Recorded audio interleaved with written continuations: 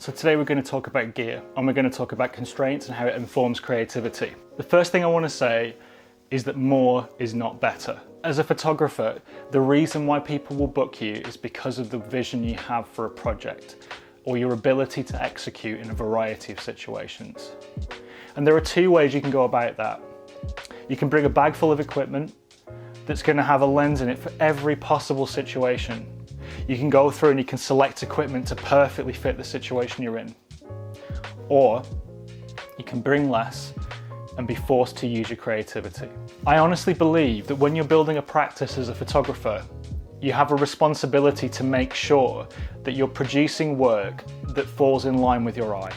And the easiest way to develop your eye is to focus on a limited set of equipment, and then once you have that, learn exactly how to milk 100% of the usability out of it. For the first year of my career, I owned one camera and one lens, and that is the most happy I have ever been with my creative eye.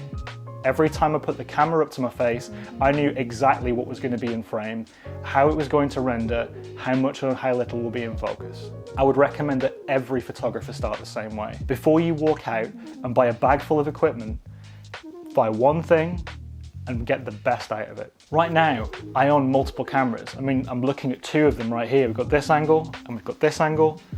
When we're looking at equipment, this is the minimum kit I need for this job. And ironically, they both have pretty much the same lens on them, because after years of working with one focal length, it's become part of the way my work looks. And as a result, if you put me in an unusual situation with one camera and one lens, I can still get the job done. Why is this a benefit? When you focus on using just one lens, you're forced to embrace situations.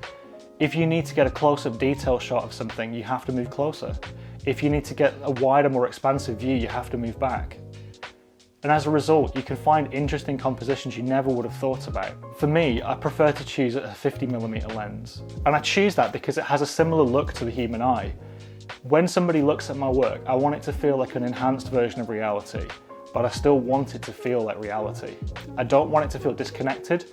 I also don't want it to feel overly close. What I want is for it to feel like you're in the room with the person or the object being photographed. Now, this isn't to say you should buy the same lenses that I do. Let's say you want to invoke a feeling of detachment and space in your photographs.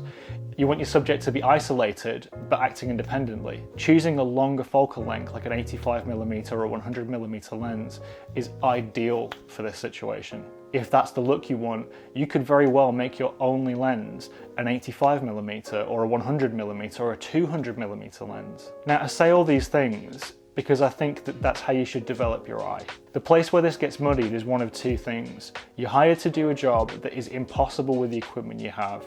And if that's the case, absolutely. Rent a lens, expand your kit bag, whatever you need to do to get the job done properly. Because in the end, you're a tradesperson and a craftsman and you have a job to do. But when you have control, you should be making decisions based on factors other than the technical. What feeling do you want to evoke with the equipment that you bring on a shoot? If the equipment you have does not fit that, it should be left at home.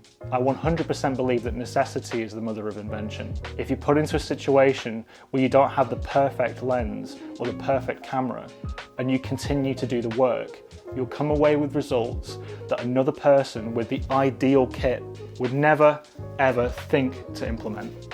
So when you're looking at equipment in the future, stop looking for best, stop looking for perfect, and start thinking about how you would use that lens. Where is it going to put you in relation to your subject?